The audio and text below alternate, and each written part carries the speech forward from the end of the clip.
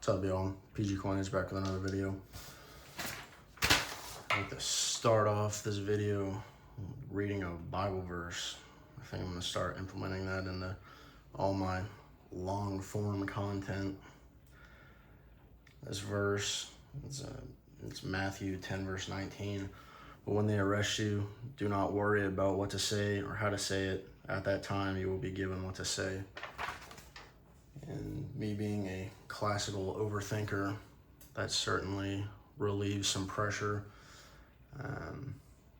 in dealing with just about any uncomfortable situation. I try to limit, if not eliminate altogether, any rehearsals, any preconceptions of what I may or may not say. I really and truly try to rely on the Lord for that. Anyways, let's get into it. So I recently made a trade of sorts over at Quick Draw Rare Coins over in McKinney. I was at the Grapevine Coin Show recently, and I purchased two 100th year anniversary gold mercury dimes, one of which being a NGC graded 70 and the other one being a 69 by PCGS. After the show, I got hit with the dose of post-show clarity. Decided right now I don't need two of those. So the near perfect score, naturally, I had to part ways with. And I brought that in, quick draw, set that on the table, and decided to use that as a down payment of sorts. And this is what I got. I got a 2002 Silver Eagle MS70. They're an ICG holder. I honestly plan to keep it in this holder. It's got a little bit of spotting with the 930. It's got a little bit of rim toning as well. I would fully anticipate the grade to drop one number. I know that can certainly detract from the grade. That's not a very desirable characteristic, if you will. So this slab says MS70. I'm keeping it in this slab until the next person, they can do whatever with this coin. Another item I picked up is 1886p. Pretty fantastic looking coin. It was sold to me in a cardboard slip, and when I removed it, I noticed a little bit of rim damage, which is unfortunate to say the least.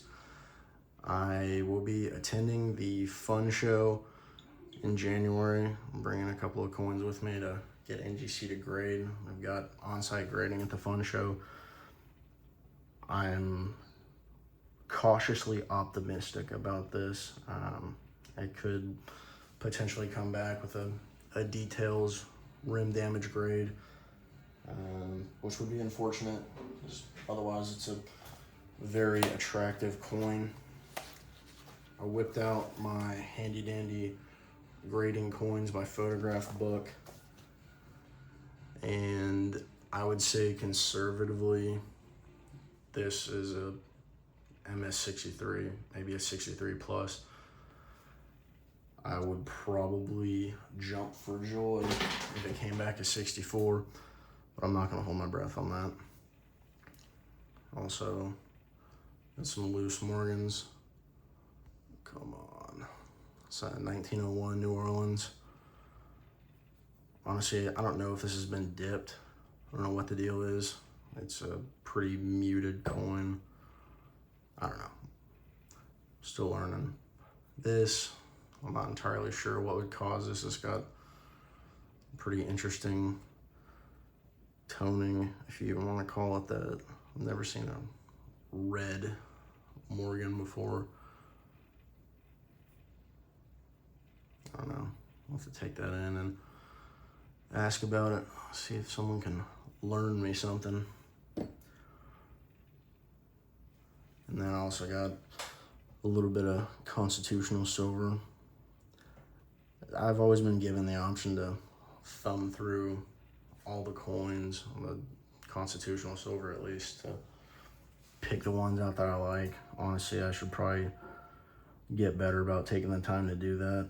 You know, it's possible that these coin shops, you know, already scour through them and pick out the key dates, the better conditions and whatnot, but you know, there's always the chance of finding something worthwhile. You know, coin roll hunting is a thing for a reason. You know, it's all about the thrill of the chase.